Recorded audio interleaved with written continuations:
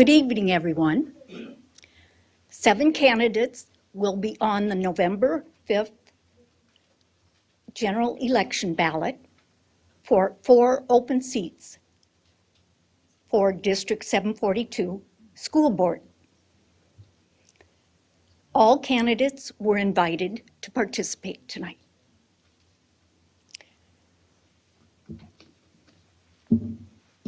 On behalf of the League of Women Voters, St. Cloud area, welcome to the forum featuring candidates for District 742 School Board. Thank you, candidates, for attending and participating in this event. We thank District 742 staff for making arrangements to meet in the district administration office and to record this forum. This event is currently being broadcast live on YouTube and will be available for later viewing through a link on the District 742 website. The League of Women Voters is a nonpartisan political organization. This means we do not support or oppose particular political parties or individual candidates, but we do study issues and take positions. We sponsor candidate forums because we believe informed citizens are the foundation of democracy. I am Karen Langston, a member of the St. Cloud Area League, and I will moderate this forum. Susan Smith and Lolly Loomis will be the timekeepers. We moderate candidate forums according to a standard protocol that is designed to be fair and open. The candidates have accepted the format in advance. Audience members, you received a summary of the forum procedures as follows. It's the yellow sheet. No campaign or partisan materials, signs, buttons, literature, printed apparel may be worn, displayed, or distributed in the forum room. Such materials can be offered on a table provided outside. Please silence your personal devices, such as cell phones and pagers. The League of Women Voters of the St. Cloud area reserves the right to tape and photograph this event and publish the results. Audience members, except for authorized persons, should refrain from using any electronic devices to record this forum. Anyone doing so in a way that is disruptive or distracting may be asked to leave. Questions will come from the audience in written form on the cards provided.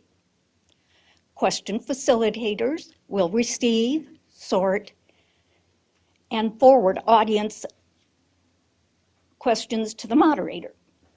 Questions of a related nature may be condensed and combined. Questions must be brief, and lengthy statements will not be accepted. Questions should relate to specific issues the candidates would normally address as public officials in this particular office. Questions on unrelated topics or of a personal nature will not be allowed. All questions become the property of the League of Women Voters of the St. Cloud area.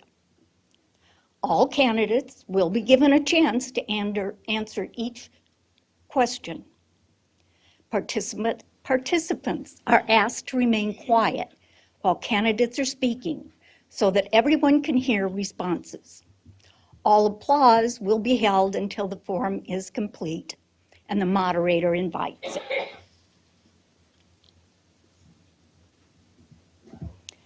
Audience members, you are invited to address the questions to the candidates using the cards provided. If you don't have a card, raise your hand and someone will get you one. We also received questions by email from the public in advance. 7 candidates will be on the November 5th general election ballot for 4 open District 742 seats. They are, in alphabetical order by last name, Scott Andreasen, Al Dahlgren, Diana Fenton, Shannon Haws, Bruce Hentges, and Monica Segura-Schwartz. The candidates are seated in alphabetical order, and their opening statements will be offered in the order they are seated. After that, the order for answering will be rotated in a random manner.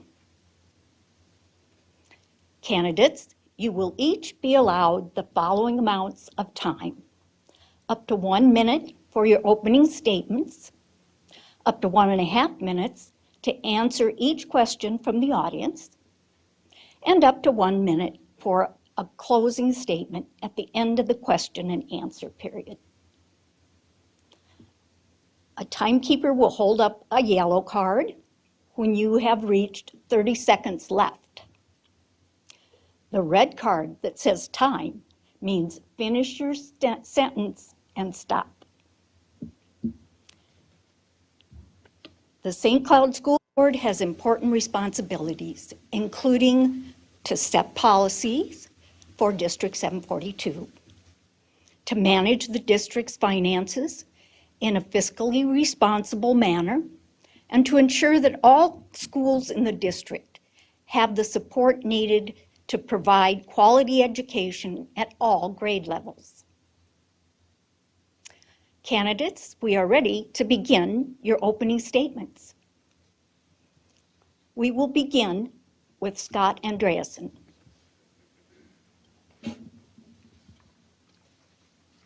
Well, here we go. Hello, I'm Scott Andreasen. I'm running for re-election to the St. Cloud Area School Board. I'm a member of the Board Finance Committee. My peers have voted me District Treasurer. We have used one-time COVID money wisely. We have a balanced budget, unlike many districts in the state. I am fiscally responsible. I'm also the chair of the Board Development, Policy, and Governance Committee. I lead in reviewing and setting board policy. My primary concern is the safety of students and staff. I have voted for secure entrances to our schools. I recently participated in an active shooter drill with the police where I played dead in a pool of blood. Equity between the high schools is needed. Tech is new. Apollo is 50 years old and needs remodeling. I support a referendum. Al Dahlgren. Yep. I'm Al Dahlgren, Vice Chair of the St. Cloud School Board, and I'm running for re-election. As Chair of the Finance Committee, I've consistently delivered balanced budgets while ensuring our schools provide high-quality education. This is not a job, it's public service, and that's why I give back my board salary and donations to support our schools. I've led efforts to improve campuses and I always take a practical, common-sense approach to policies. I'm an entrepreneur who built a successful family business. I own the Once Upon a Child in Waite Park. It's in the top 7% of 400 and some stores nationally. That experience helped me gain a deep understanding of the financial side of our district. I know who pays for our schools, you do, and I strive to deliver high-performing schools as efficiently as possible. Thank you. Diana Fenton. Good evening. I'm Diana Fenton. I'm a resident of St. Cloud for 27 years, and at heart, I'm an educator. I taught, my first teaching was in the St. Cloud School District. I have since moved on to the College of St. Benedict and St. John's University, where I prepare future teachers. I feel like I have a holistic view of the education system, and I want to serve this community with my knowledge and my experience being a former teacher. I have experience on boards. I served on the Minnesota Science Teachers Association Board for 6 years, and I now serve on faculty governance boards at the College of St. Benedict and St. John's University. I am also a parent, and I truly believe education is the heart of our community. I would like the opportunity to serve on the board. Thank you. Shannon Haws. Hello, my name is Shannon Haws. Thank you to the League of Women Voters and for everybody here tonight, and as well as the people that are watching. I'm honored to be running for re-election to the school board for a third term. I'm the general manager of Comfort Keepers. It's a home health care company. I manage our compliance with state regulations, company policies, staffing, budgeting, and finances. I hold a Bachelor of Science degree in Business Management and Human Resources from St. Cloud State University. I'm also a former Head Start teacher and swim coach. As a mother of 4, I am thankful for the quality education that's been provided by the St. Cloud Area School District to my children as well as all children. Serving on the school board has been a privilege, and I'm committed to continuing to work to ensure equitable quality education for all students, and I hope to have your support. Thank you. Thank you. Bruce Hentges. Good evening, and thank you, Karen, and to the League of Women Voters. My name is Bruce Hentges. I'm a lifetime resident of District 742, and in fact have been connected with School District 742 in one way or another since 1955, when I entered Clear Lake Elementary for kindergarten. And only for the 4 years that I attended St. John's University to pursue my teaching degree, I have been either in school, graduating from Tech in 1968, teaching, coaching, or administrating, or running the Education Foundation for District 742 until this past April. I am running again for the school board because I'm available and because of my passion for public education, in particular for education in District 742. I believe that all groups, that talent is distributed evenly among all groups, but that opportunity is not. And public education provides that opportunity for children to reach success. Thank you. Monica Segura-Schwartz. Thank you, Gary. Hello, everybody. My name is Monica Segura-Schwartz, as being said. I am proud to be running for the school board elections for my third time this time. I have been in St. Cloud living since 2001. I came here as a student to St. Cloud State University to study English. At the moment, think that I accomplished that task. I have also a couple of masters. I have masters from St. Cloud State in social responsibility and a master's from Metro State University in advocacy and political leadership. I ran the first time here because I wanted to see a different board. I thought at the moment when I ran the first time that the board was mostly male, mostly people over 60 at the moment. And I'm really happy to see that right now the board looks very different. I'm very proud of our board right now. I'm proud of the way that we have looking at issues that had come to us. We had a couple of years that had been tough, not only for us, but for education all over. And I love in this district. Thank you. All right, we're ready for our first question. If elected to the District 742 School Board, what would be your top 1 or 2 priorities? And we're going to start with Al.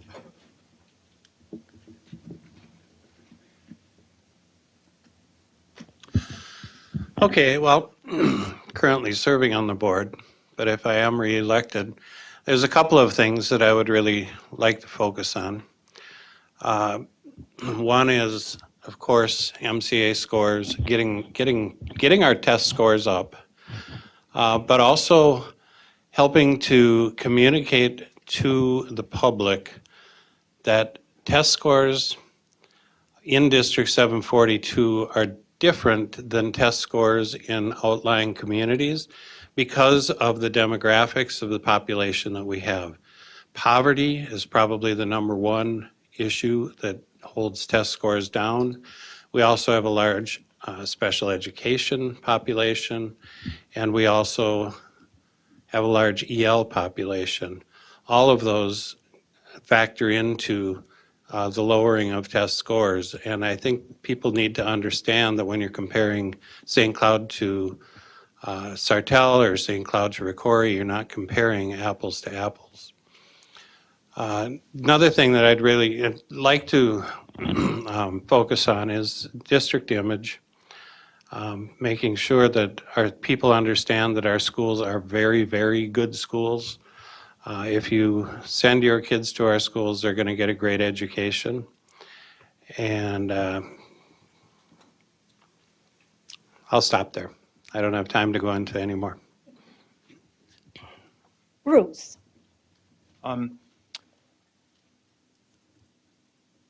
I would have 3 goals that I would pursue, among others, but certainly the top ones. Number 1 would be to work collectively with the board to ensure that we have appropriate policies in place and that those policies are followed that ensure a quality education for all students. The board is a governance board. Our focus is on developing policies and ensuring that policies are followed across the district. Secondly, I would work to continue to communicate with elected officials regarding providing adequate revenue. I have in the past testified before the House Education Finance Committee regarding the special education cross subsidy several times. I think it's one of the most unjust things that we face as a district. And I would work hard to continue to bring down that special education cross subsidy and provide adequate funding so that all students can reach appropriate educational goals. And then thirdly, I would be an advocate as strong and as loud as I can for the great things that are going on in District 742. I think that it's important for the community to realize, and I know that many in our community already do, the quality teaching that goes on in this district. And as a board member, I would work to bring that to the attention of community members. Thank you. Monica. Thank you. So about the issues that I will work with so one is understanding our role as board members. I do believe that people are concerned about many things that happen in our district, and I will be supporting the staff in addressing those questions. I wanted to be more of a liaison with community members and invite them all to please reach out and tell us what are the issues that you are looking for to solve.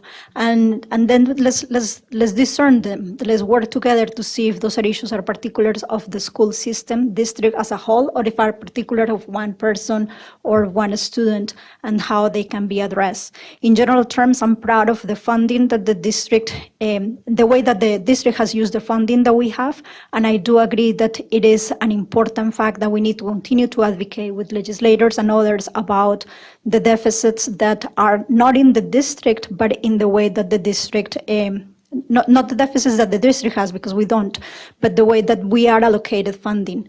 The crop subsidies that we have are important issues. The way that we don't have operation referendums, as many other districts across Minnesota do, is important to understand and see. Understanding what the district has to give to everyone is fundamental. And I invite everybody to look at the programs that we have and compare us in a fair way to other districts around and see that we do have wonderful programs. So I wanted to continue to be an advocate for the district and offer to speak to all of you about it. Scott.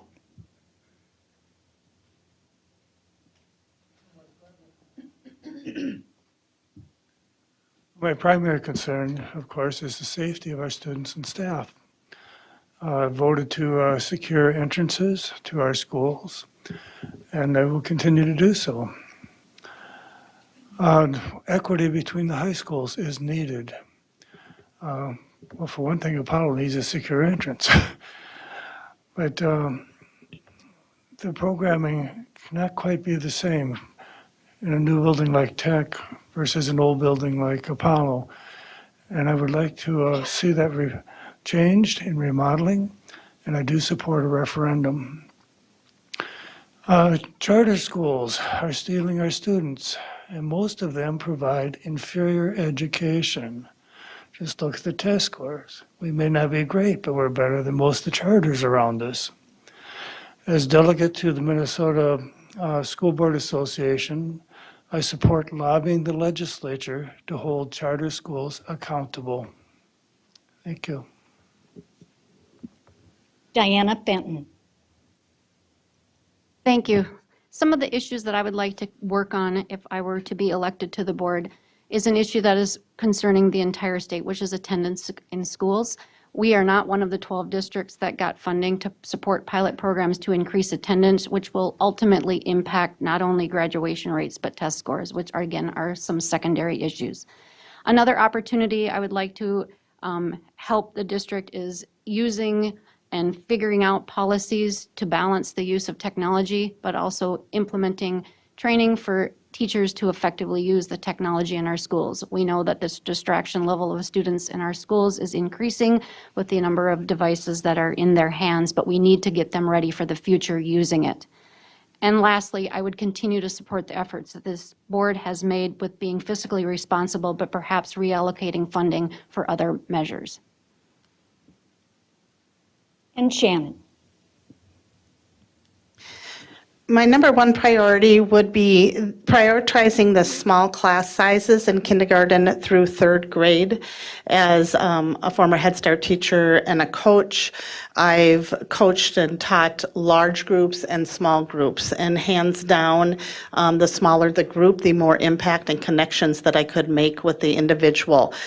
In those critical years, we are building a foundation of math and reading skills that if that foundation isn't built at that level, when they can continue on to junior high and high school, they can't be successful until they've reached that. So those small class sizes in K-3 is really, really important to me. The other things that I see are important are supporting AI in our middle school and our high school, supporting our students and teachers and making sure that they're equipped with the knowledge and how to figure this out and work their way through it. We can't ignore this, and it's either an opportunity or that it's going to be a huge cause for concern if we're not properly setting our teachers and our students up on how to use AI efficiently and effectively and fairly. Thank you. We've had a request to have people, the candidates, lean in a little closer so everyone can hear. Thank you. Second question. District 742 serves 9 communities in 4 counties. How can the school board best serve such a diverse and widespread population? Monica.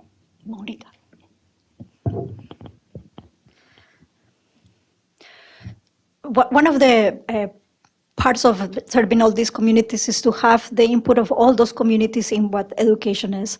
Although we serve all these communities, there is not schools. The schools are in those different communities, and they are tailored to what the community of the school is telling them to work on and to do.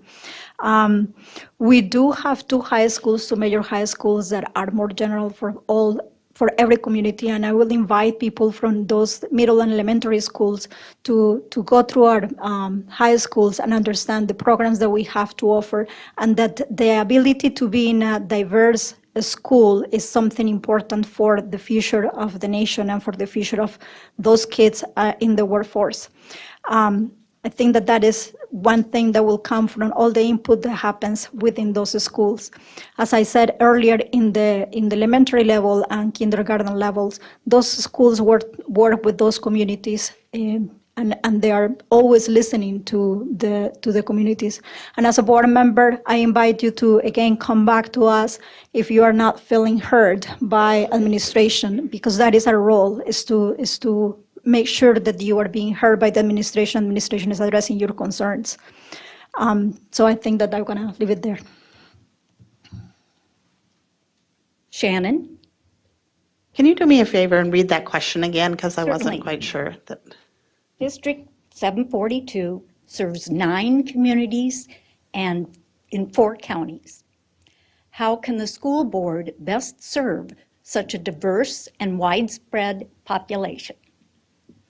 The geographic location of our district, we have a very large footprint, so it brings a lot of challenges, but our schools are also widespread. We have more now than I've ever seen before, reaching out, making community partners, community connections, finding community voices and having them strengthen as a partner with the district to have representation and voice. We're working to make sure that all of our students and our families feel welcome and supported. We have support groups for different groups of people, different clubs and organizations. The staff, the district works very hard to make sure that we are welcoming to a diverse staff that represents our diverse students, and so that they can make connections there as well. So it's a lot of effort to make sure, because it's not as easy as in a small community, but working together and bringing voices in and partnerships is important. Bruce. Yes, it's a challenge.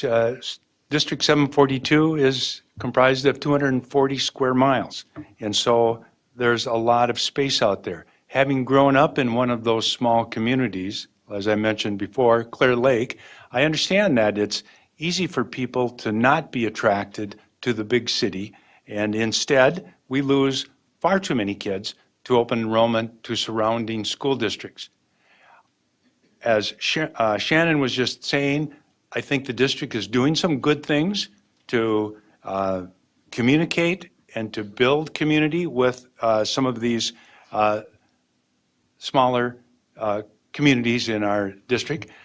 LEAF, the Education Foundation, of which I was the executive director until recently, started an activity bus, paying for an activity bus so that kids who lived in remote or in the country areas and the smaller communities could participate in after-school activities and get home again. It's those kinds of programs that we need to continue to look for to make the connections and help parents see the tremendous advantages that there are to getting an education in District 742. In our high schools, the programs that we have, from advanced placement type of programs and industrial technology programs to extracurricular programs that kids can get involved in, and it's worth their connecting with the St. Cloud School District. Scott.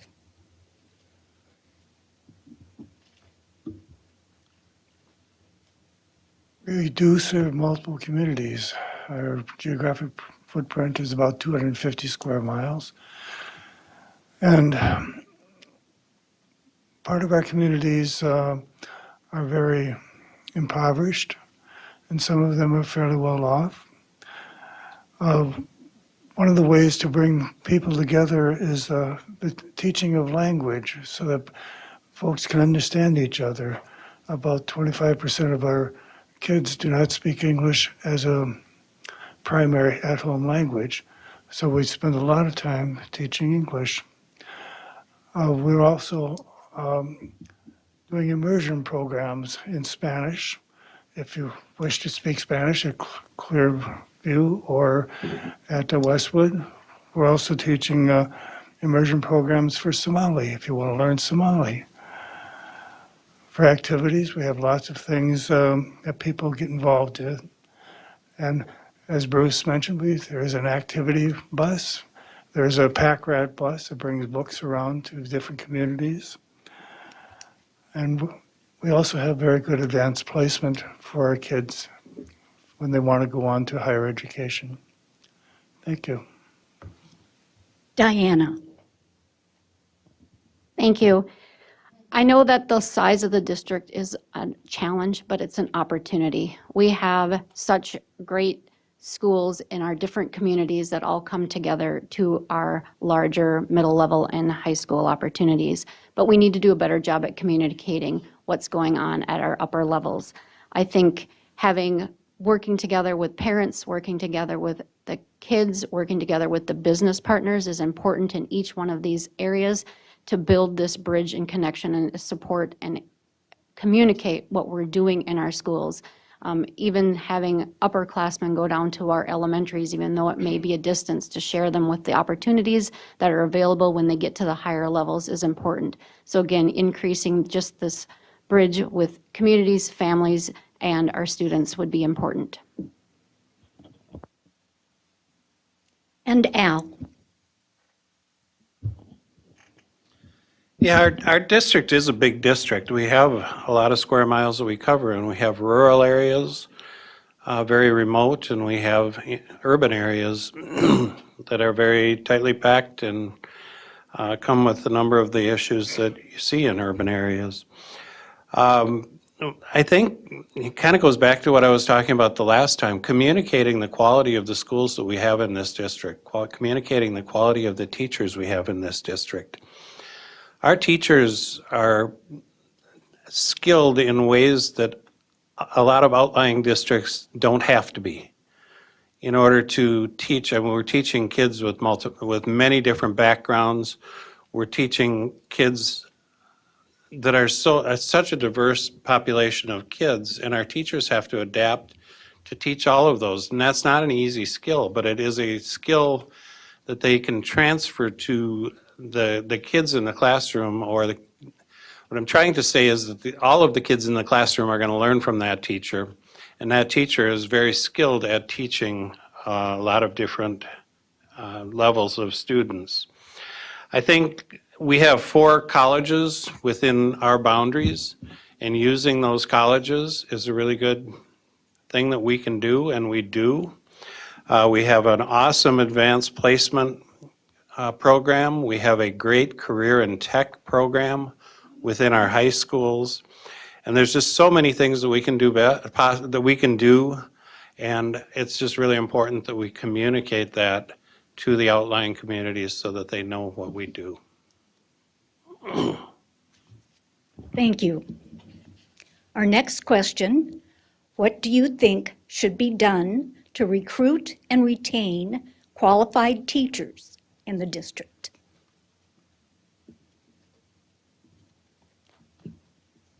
Bruce?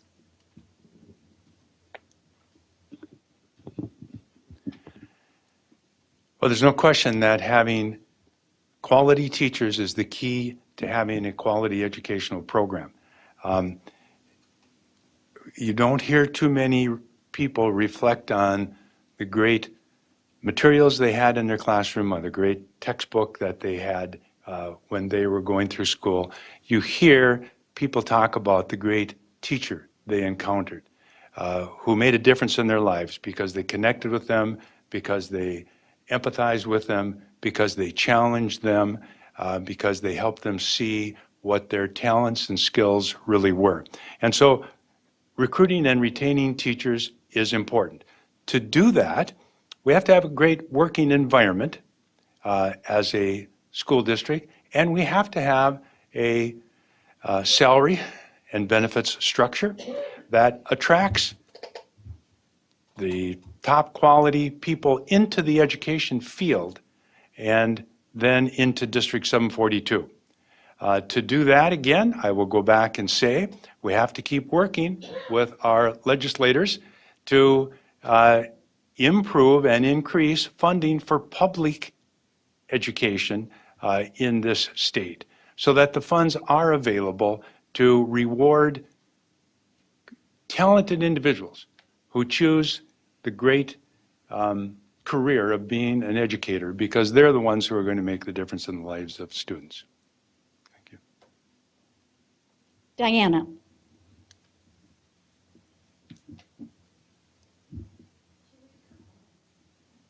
To recruit and retain quality educators is essential. An ineffective educator can take a student back 2 years in their education if they don't have a quality educator. So retaining good teachers requires having a salary that is comparable to what is being offered around the state, making sure they're supported by administration, making sure that they're supported with what their needs, with the curricular resources and what their need, and providing them with effective training to stay up with the current curriculum and current technologies. And it's an overwhelming task to see all of these things come across the educator's plate, but to keep adding on and not taking off is something that a school board needs to be mindful of as the district is making decisions on things to adopt and things to not adopt. But keeping the teacher's workload at a balance is also part of a recruitment strategy. Scott? Okay, to recruit and retain quality teachers, salary and benefits are important. During COVID, we actually gave a retention bonus of $1,500, and we spread it out over the year, 500, 500, and 500. So that compensated some of our hardworking teachers to stay with the district. We have 4 colleges in this area, and we have a program where we recruit student teachers. I remember one time the superintendent was walking down the hallway in a school, and he heard a young teacher, and he stopped and he looked and he went on down. He says, "Who is that guy?" And he says, "Well, that's a student teacher. Go hire him." Willie Jett did that. Go hire him. We can also recruit foreigners. There is a program where a foreign teacher can be induced to come to the United States, they may be from Germany or wherever, and they appreciate being able to come here and learn to teach. And we have a program where they can get licensed. It's an interesting way to bring more perspectives and diversity into our school system. Thank you. Monica? So I agree with everybody that having quality teachers is very important, as well as it's important to be able to recruit them and retain them. We have several programs currently within our district for that. One of the things that I invite everybody to know is that we do actually have a lot of quality teachers in our district. We have really good teachers, and we believe that they are being supported. In continuing to support them is important, and they also become a strategy for recruitment. A satisfied teacher will speak highly about their work that they do and their place of work, and there will be other teachers that will come from that. Respecting the time that they have for preparing classes is very important for the district. Of course, we can offer them, we could offer them more money if we have that money. So getting support from all of you to get more operational funding is very important, and for us to be able to reinvest the funding that we get in our teachers and in the support that teachers get. Having the right support for the right classes for the right populations. We do have a diverse population, and teaching in this district is different than teaching in other districts. We have co-teaching programs where you have 2 licensed teachers working side by side in our classrooms that are supporting each other with students that have either disabilities or students that have English as a second language. Those are things that are important to support the work that districts do, that the district do and the teachers do. Thank you. Shannon? I will say that adequate wages and benefits, hands down, that we need to put that on the table or people will not consider coming here. We need to be competitive in that. With that said, there is so much more than just wages and benefits. I manage a home health care company, and we are never not hiring. So we are a service industry. We are constantly hiring. We are constantly looking at recruitment and retention to recruit and retain the best staff. When I wake up in the morning, I am so excited to go to work and happy to go to work, and I think, why is that? I don't think, yay, I'm up and I get to earn a paycheck. That's important, or I wouldn't be there if I felt I wasn't fairly compensated.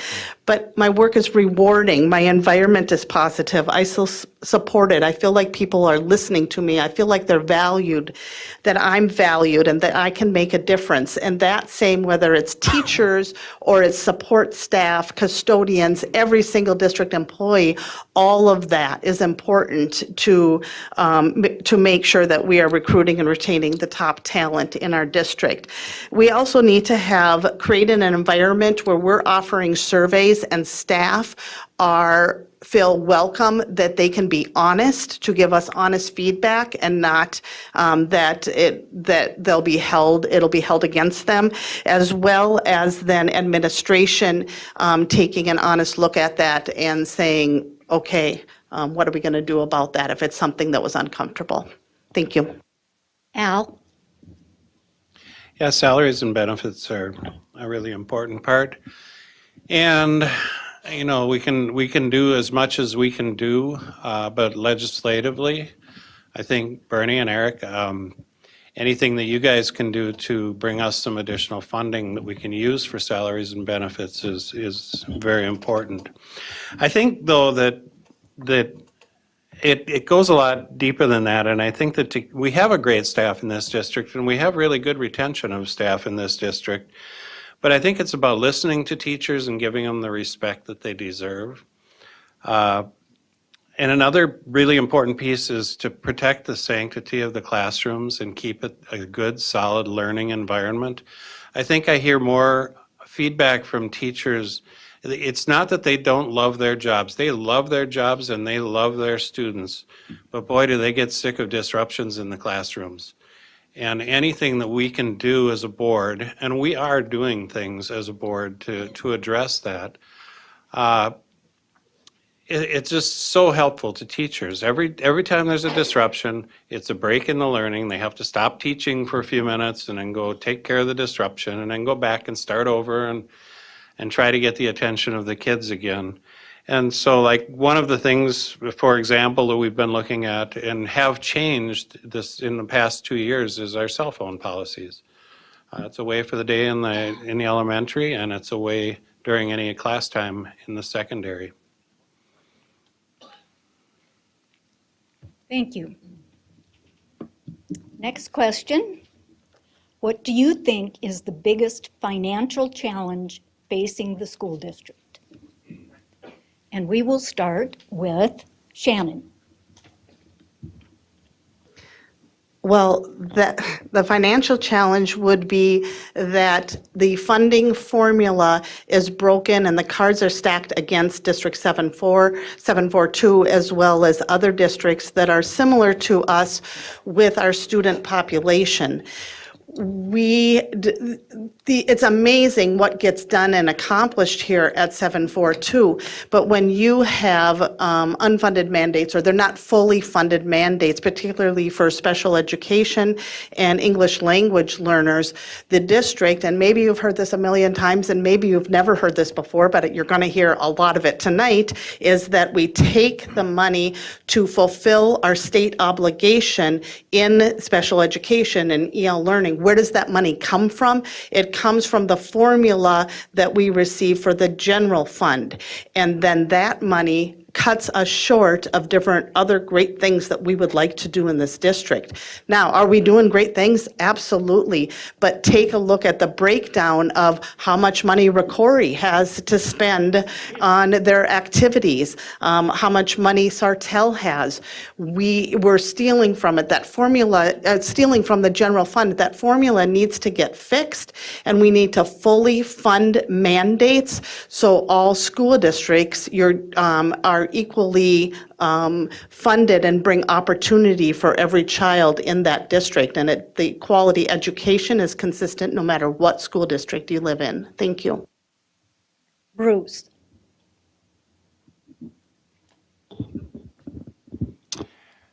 Amen to what Shannon just said. That truly one of my focuses on my previous terms on this board has been the special education cross-subsidy, but there's also a cross-subsidy in EL. And there's also a built-in cross-subsidy for students who come from poverty, and in many cases, homeless environments. To bring them up to state standards takes extra effort and extra funding. And eventually, the district needs, the state legislature needs to recognize that. As I said, I have testified before the House Education Finance Committee. In 2022, even though I wasn't on the board, I wrote a letter to the editor that was used by the Minnesota School Boards Association and spread around the state regarding that issue, how unfair it is and how important it is that it gets addressed. And that would have been, of course, the time to do it when we had a large state surplus. But we still have a state surplus, and it needs to be addressed. Other districts have large levies in place, local levies also, which provide extra funding for education in their school district. And I think that's something that somebody's got to take a look at, that why should the funding for a student in Edina be so much higher than can be generated for a student in St. Cloud? Al? Yeah, I'm going to go right along with that. The special ed cross subsidy has been really harmful to our district. When the state mandates services, we don't have a choice. We have to provide those services. And those services come with a cost. And in special education, it can be as much as a 1-to-1 teacher-student ratio or 3 or 4 students in a classroom. I mean, they're very, very expensive costs to maintain the special education department according to the state standards. The state doesn't fund us fully on that. And it costs us approximately $7 million a year. It was $15 million. It's down to 7 this year, which is really good. It's a step in the right direction. However, it's still $7 million that we have to take out of our general education fund. So we're taking it away from our mainstream students, and we're moving that over into special education. And our mainstream students are the ones that are paying the penalty for the underfunding. It's not for the cost of the special education students. We have a duty to take care of the special education students. We want to give those services. But if the legislature doesn't fund us to pay for what it costs to do that in special education, then we end up being underfunded in other areas of education. And it hurts. Scott?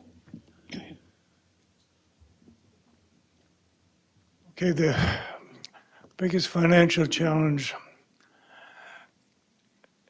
we get money based on student enrollment. So many dollars per student and so many dollars per type of student. Student enrollment has been declining for several years, in a lot of cases because of charter schools. Under the law, students go to charter schools in September. There is an account done. After a while, the parents realize that the charter schools are giving an inferior education. Most of them are. The students come back to 742, but they don't bring the money with them. The money's already been counted in September. So there's a shortfall to teach kids that we don't have money to pay for.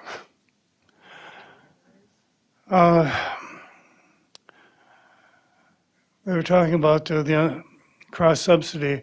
Well, let's say, for example, Ricori has about $700 per student for activities and athletics. St. Cloud is about $350 or less because all of our money is going in the cross subsidy. That's it. Thank you. Monica? So the the challenges about the CRAP subsidy are there, as other candidates have already explained to you. That's one of our biggest challenges, and it is a challenge because it deviates funding from general education to specific programs that are not necessarily for the students from District 742.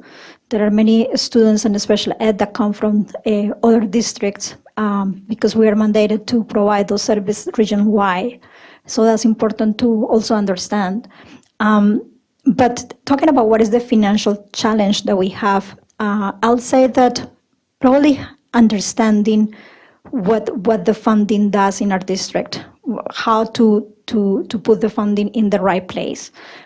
Every district has limited resources. That is, no matter what district you have, every school has limited resources, and understanding where you should put it, how do you get the support that you needed. That is something that we have been working for a while. The staff has been working for a while.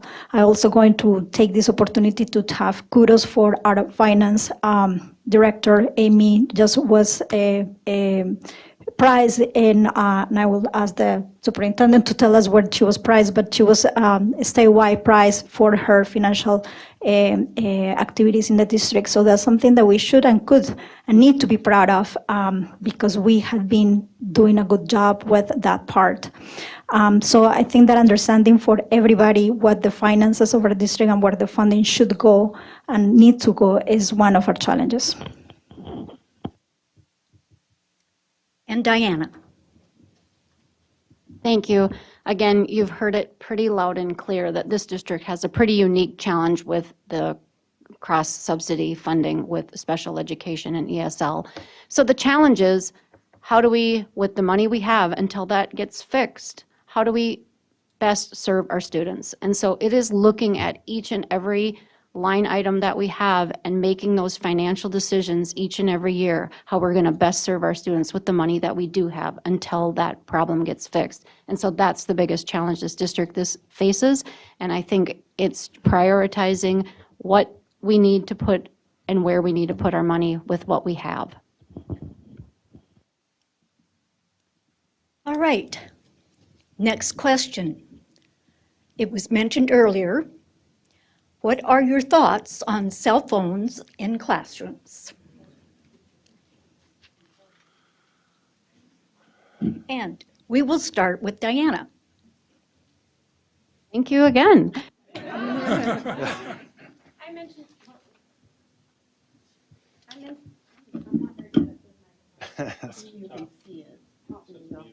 Okay.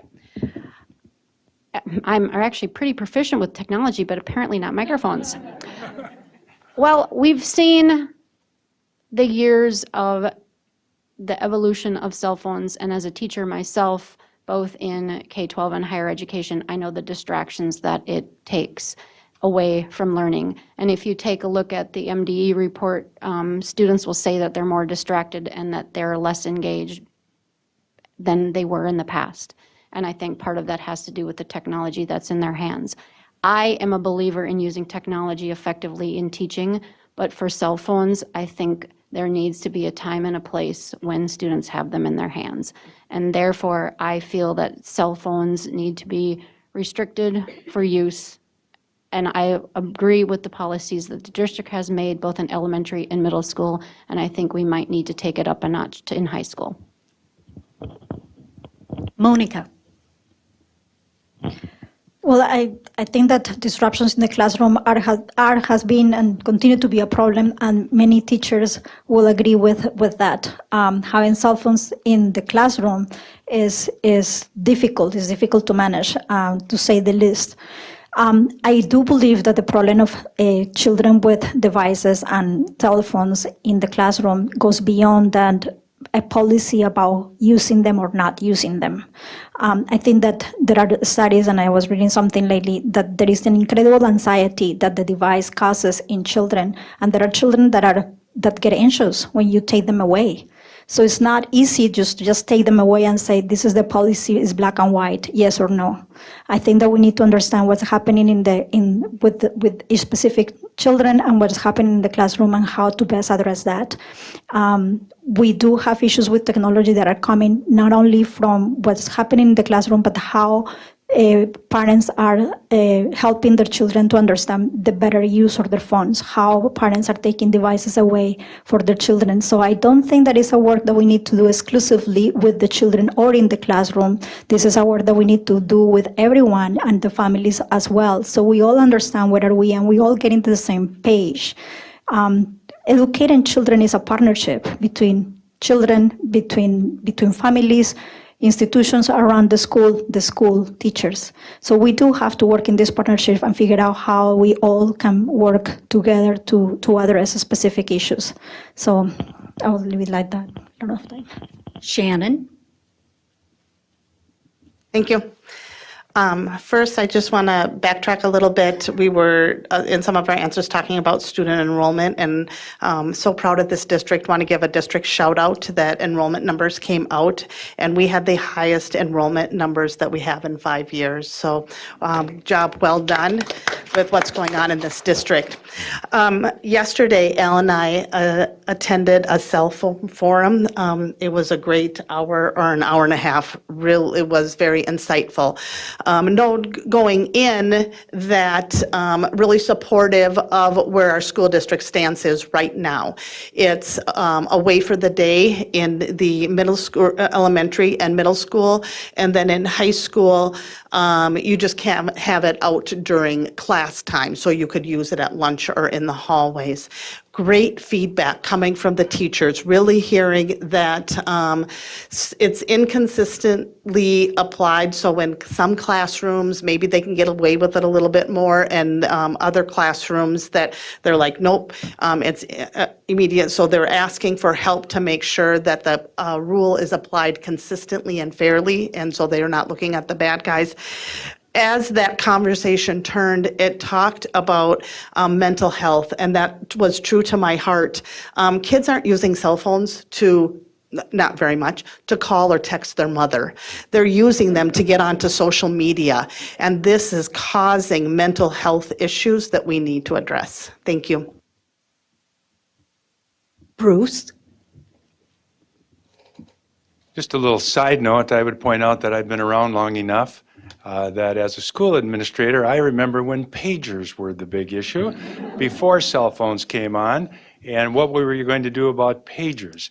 And at that time that we were discussing it, a news report came out that the Pope was having a meeting with his cardinals, and it was disrupted by a pager going off among one of the cardinals, and we went, this can't be solved. But you continue to do what you can, and of course now the cell phone use has become a big issue. I'm really encouraged to hear what the district is doing. It sounds like a very logical plan right now for moving ahead. I understand that there are a lot of downsides to cell phones, but our kids are going to live in a world of technology, and they're going to live with those cell phones as they grow up and AI continues to develop. And so obviously, knowing how to use them appropriately is an important part of the educational process. I can see where some classrooms it's appropriate to use your cell phones. But I think that we have to empower our teachers to say, not in this classroom. And then we have to stand behind them and make sure that it is controlled. So that would be my thoughts.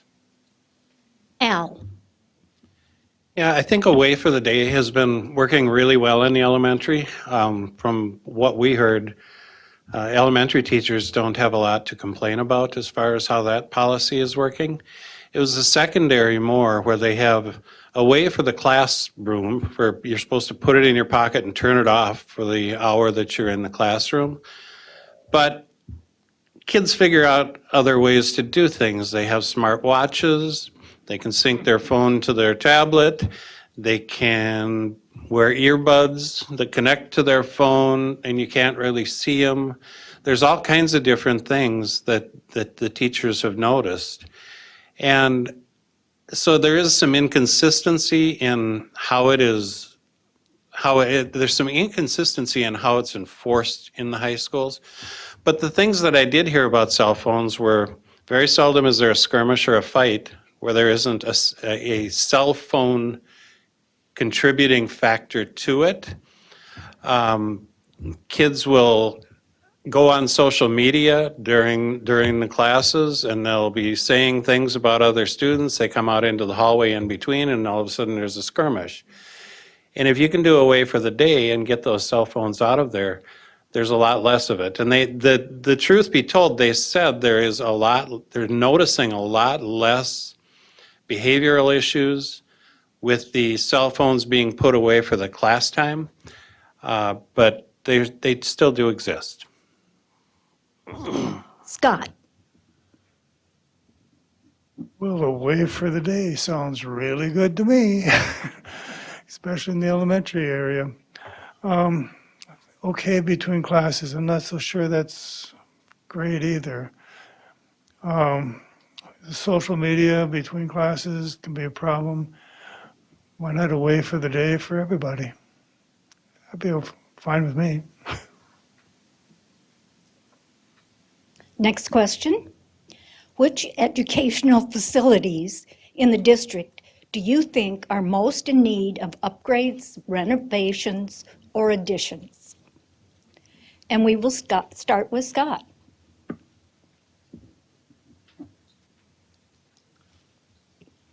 Well, we've done a lot of work on a lot of buildings. We have a new tech, we have a new Quarry View, we're redoing McKinley. The one that really needs it is Apollo. We've done what we can with the money we have at Apollo. We've put a lot of COVID money into it, but it still needs the big stuff. Apollo has good bones, so the architects say. So it's something that would be easy to work with and add to. And that, I think, is where we should be putting our money. And if it takes a referendum to do it, so be it. Al?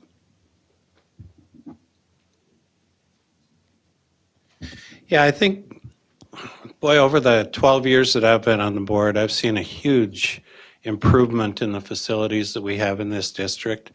The building of Tech High School was a tremendous improvement for this district. Apollo is probably the next one in line that needs some improvement. It's been 50 years since Apollo was built. And when you look at areas like career and tech or science, things have changed in 50 years. We have an auto lab at Apollo. Cars have changed in the last 50 years. There's some equipment needs that need to be upgraded. We'd love to have a diesel bay so that we could have students learn diesel mechanics in there. Our FACS area at Tech has got all nice, large commercial equipment. Their kids are cooking on things that they're going to see out in the restaurants. And at Apollo, it's more like you're cooking in your kitchen. It's more of a home ec setting.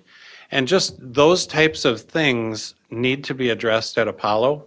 Unfortunately, the state has a law that if we do anything where we're adding 1 square foot of space to Apollo, we have to build a storm shelter. So we're gonna have to add another gym onto that building, a space that's large enough to manage the entire student body in case of a storm. So they make it a little difficult. Diana? I think, as the other board members have said, we've done a great job at keeping our buildings up to date with remodeling throughout the years. I have lived here for 27 years, and a lot of the buildings, when you go in, have had facelifts, remodels, new roofs, HVAC. Apollo, we know, is older. We fought the battle, I'm going to say, with Tech for years, being an old building that was still repurposed for educational purposes for many years. If we are going to renovate or change Apollo, I think adding to it to prepare for other careers that might be partnerships with community partners might be a way that Apollo could be renovated to meet some new needs, to build partnerships. But until I see all the numbers and until I would have all the things on my mind, That would be the only priority that I would see at this point. Shannon. Apollo. So, students shouldn't have a high school experience that is different and lacking of opportunity because of what side of town that they live on. We have been very good stewards of money, and there's been a lot done to Apollo. Encourage you, I hope that you have an opportunity to walk in there. If it's been many years, you will say, wow. There's some great stuff that has gone on just outside and inside the building. But with that old building, compared to tech, there comes a lot of challenges. I live in a historic, very old house. It's not, I wouldn't say historic, it's just old, in the Lake George neighborhood.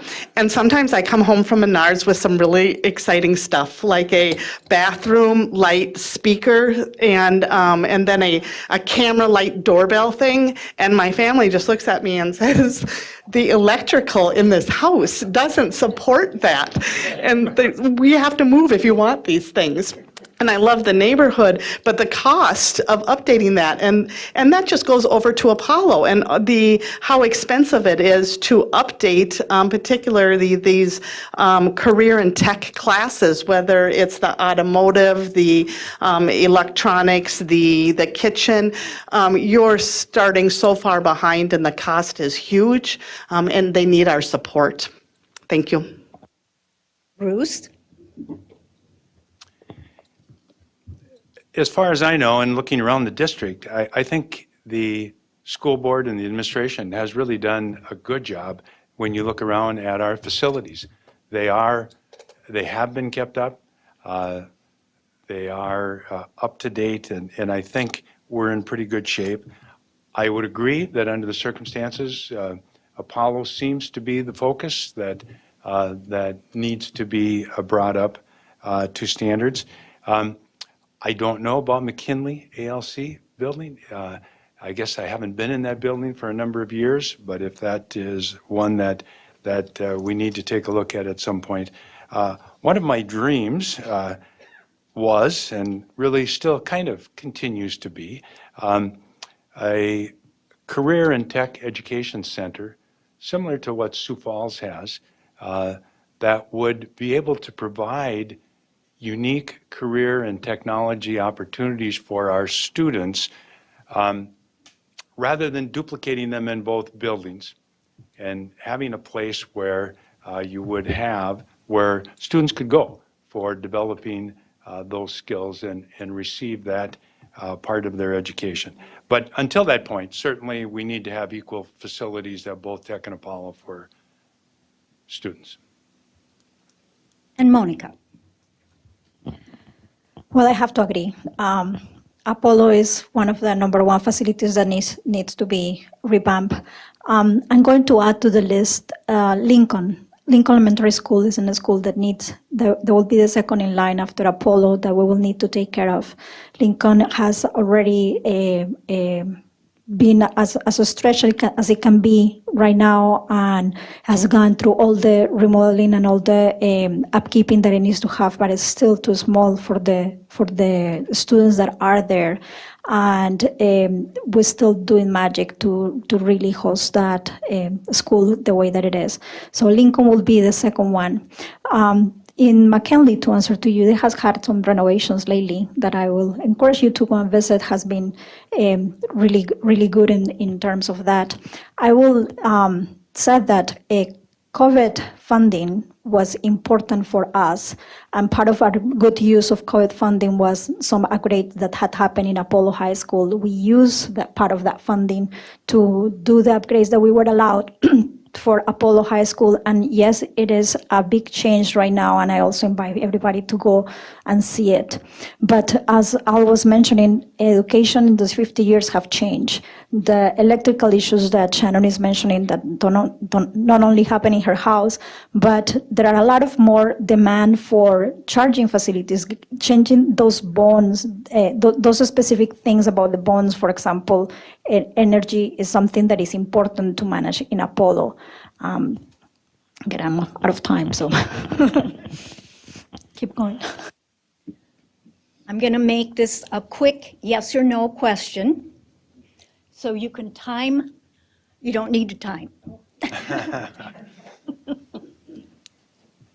Should members of the school board exercise power to control what books students may read in school or those which teachers assign them? And we will start with Shannon. This is really hard to do self-control. No, I don't have those educational credentials. Diana? No, there are ways for books to be challenged, but right now with the state law, books can't be banned, and I feel that that is not the school board's purview. You just can't do it, I'm sorry. Bruce? No, policies should be developed by the school board, and if policies are followed, there's no role for the board to step in there. Scott? No, we just put a policy in place in our committee that I believe went before the board for approval. And the idea is to make it age appropriate. Monica? Could you please repeat the question? Sure. Should members of the school board exercise power to control what books students may read in school or those which teachers assign them? Meaning, should it be the school board or the teachers? So I'm going to say that is not a yes or not question. And after I said that, I'm going to say the school board should not and must not exercise power that way with any issue. We are a board of 7 people, and each person in the school board is only 1 vote. And having and expending the time and the energy of discussions about what a title of a book is that goes in the classroom is not only inefficient, but is also disrespectful. As Shannon said, we don't have that. I should have my hopeful minute. You did use more than one word. Al? Yeah, I'm with Monica. It's not a yes or no question.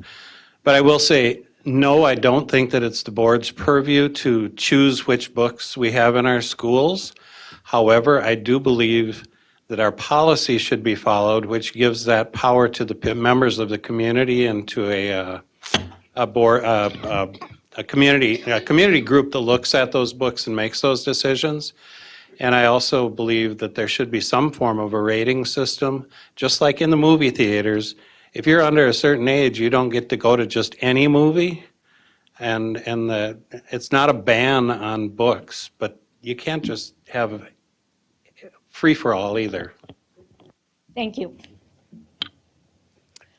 What are your thoughts about the graduation rate of our St. Cloud graduates from Tech and Apollo?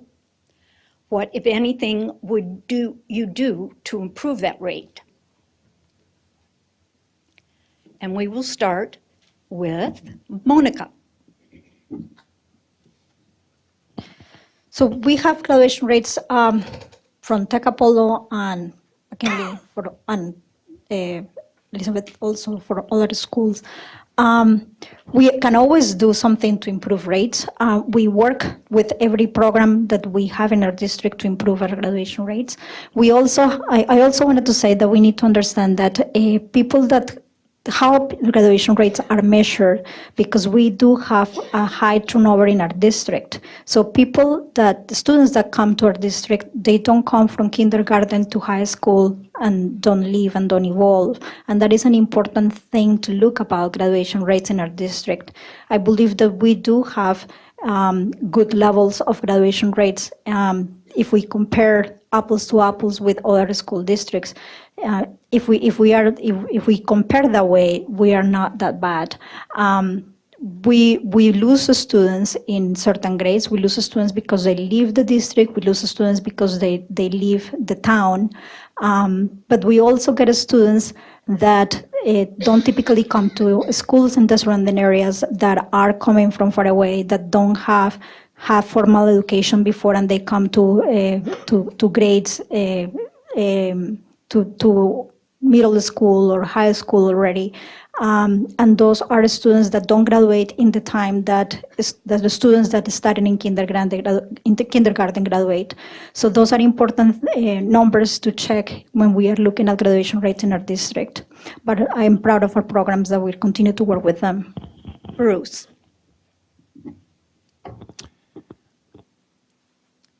Well, I think obviously our graduation rate needs to continue to improve. And I believe that as a district, we are doing everything that we can to do that. I think that if you look at any district across the state, you can predict certain things, including graduation rate, based on the socioeconomic status of the students that are attending those schools. It becomes more challenging to help students move along and to graduate on time when they come from challenging backgrounds. I think our district is doing a good job. And as has been said, for students who come here and enter as a kindergarten student and stay for 12 years, we're probably graduating as well as anybody is. But for students that come in late and experience homelessness and experience poverty, it's more challenging. And so there has to be plans. I believe that the district is working very hard on that. Not having been on the board for 4 years, I can't really relate to you exactly what those plans are, but I do know that every student is important, and we have to meet the needs of students, encourage attendance, and help them move towards graduation. Shannon. So following and just agreeing with everything that's said here tonight, the graduation rate, I want to give people caution that when they hear the graduation rate for the St. Cloud School District, that number is distorted. So thank you, whoever wrote this question. It's for Apollo and Tech. What do I think about that percentage? It's too low. We want every student to graduate. The percentage calculation is complex, and I still don't fully wrap my mind around it because there's too many moving parts, moving students in and out. When I went to school many long time ago, and it was a Catholic school in St. Cloud, and the friends that I went to school with in first grade and second grade were the same children that I went to school in high school with. And that doesn't happen in District 742. In fact, there's way more turnover in one single year for these teachers. So to the class that they start with and the class that they end with in just 1 year, the turnover is just incredible. And so now to understand the success of the graduation rate, well, that percentage isn't saying, St. Cloud, you had that student for 12 years or 11 years, why didn't they graduate? Because that's not what's going on here. So again, it's complex, and I don't know how that formula has worked. I've asked, and I'm still a little bit confused because it's too many moving parts for me. But I also want to give a shout out to the district for their 6-year graduation rate and committed to that and not being afraid of the 4-year numbers that the being judged by. Thank you. Diana.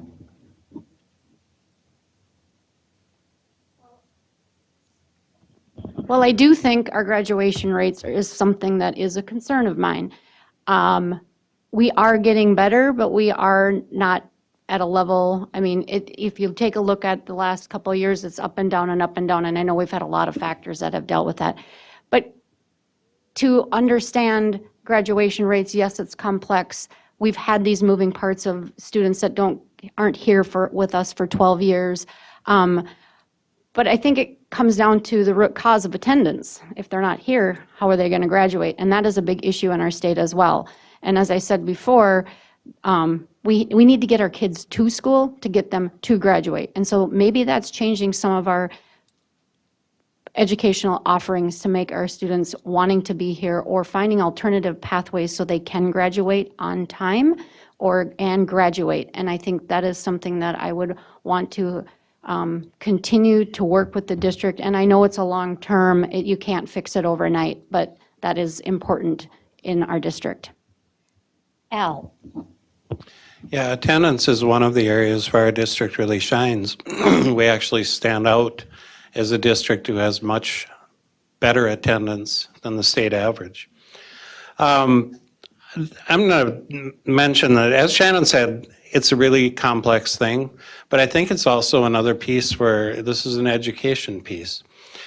We have four-year graduation rates, which are the ones that they read on the radio when graduation rates come out. And those are the students who start with us in 9th grade and graduate in 12th grade. Then there's 7-year graduation rates, and that's for students where it takes longer to graduate. They may be new to country.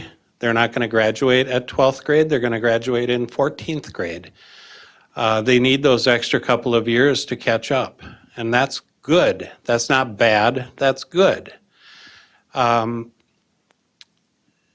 We also have students who have health problems, or say a girl gets pregnant and she needs to take time off from school. She doesn't graduate on time. That's okay. We still want that student to graduate. We still, with a degree, she can go out and lead a very good life. So the fact that we have a low 4-year graduation rate, but a very good 7-year graduation rate, and we stand out on the 7-year, that's a positive thing for our community. We also have a high school in our community that specializes in students who are not going to graduate on time. That's McKinley. And those kids count too. So it lowers our graduation, lowers our 4-year rate, but our 7-year rate is really good. Dot?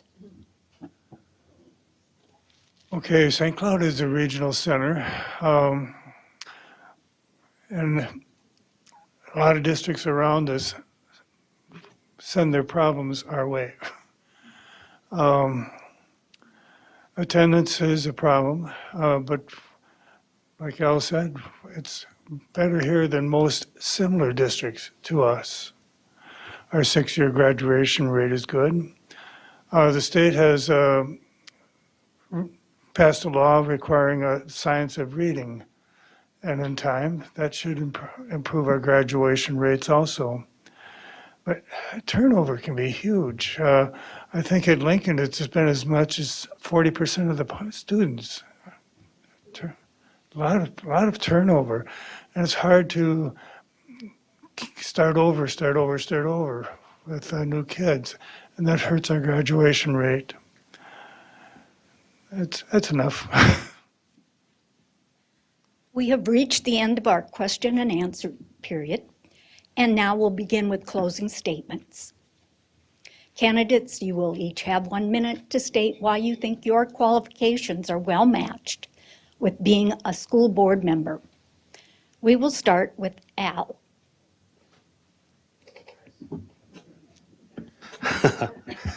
I've been on the board for a long time, for quite a while now, and I have a really good history in this district, and I understand where we're at a lot of issues, and I work really, really hard to try to better the students in this district. I want to continue to be able to work really, really hard to better the students in this district. I think we've come a long way. I think we still have a long way to go, but I'm committed to doing that. And I look at things with an open mind. I don't go into it with some preconceived notion of this is how we're going to fix it and that's it. I listen and I try to analyze the information that's provided to me, and we try to make the best decisions that we can.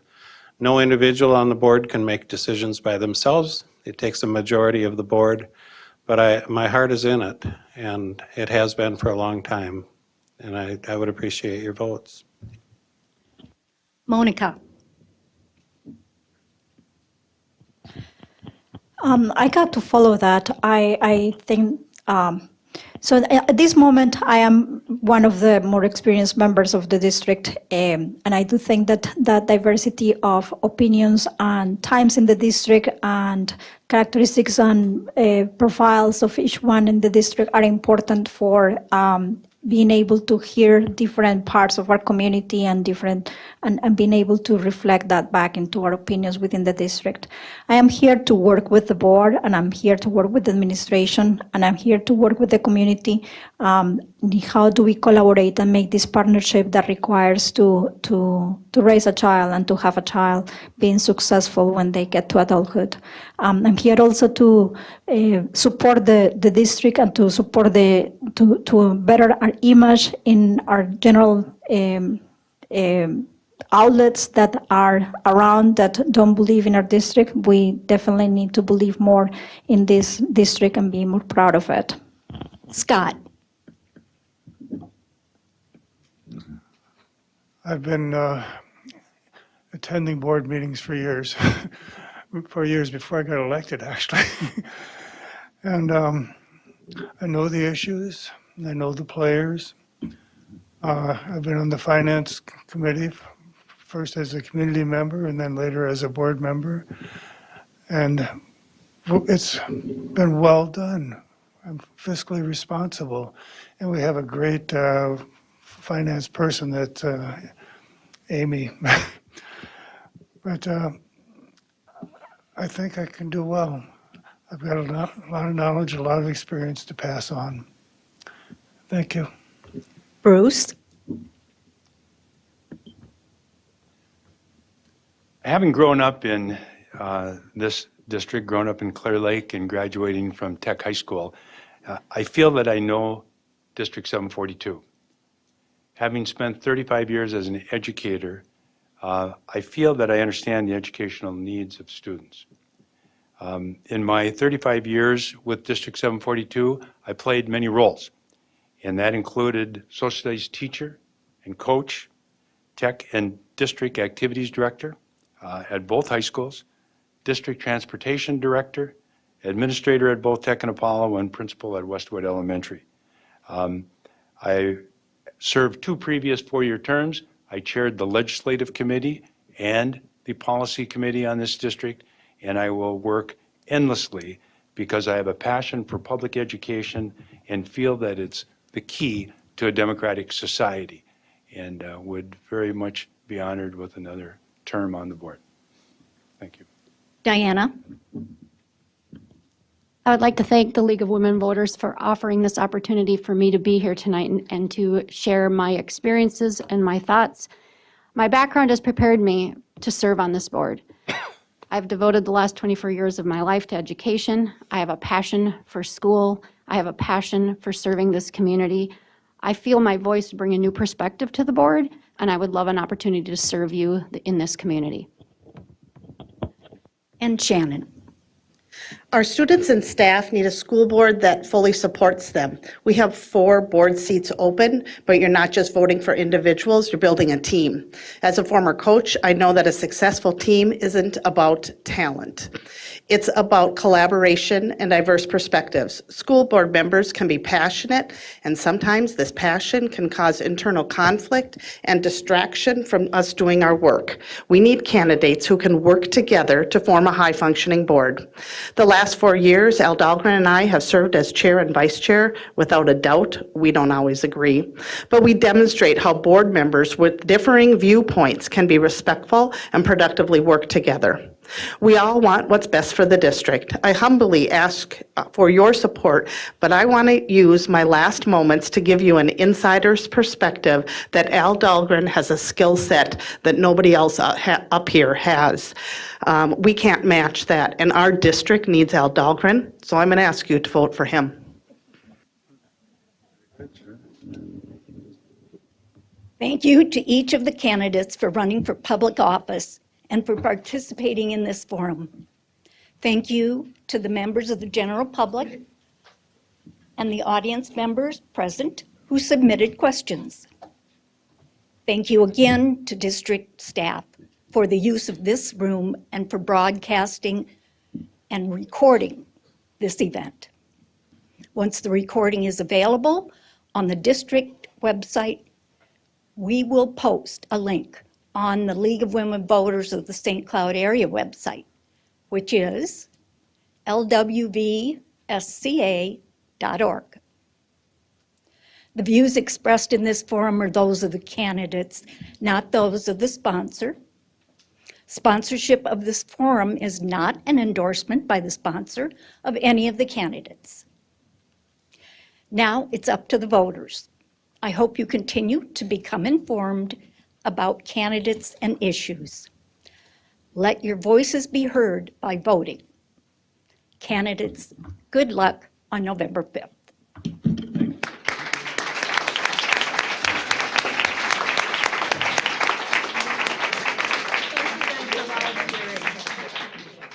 All your time. Good job with the cards, yeah. We'll see you at another forum. Here you go.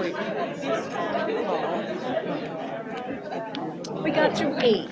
That's pretty good. Yes, it is. Thank you for inviting me.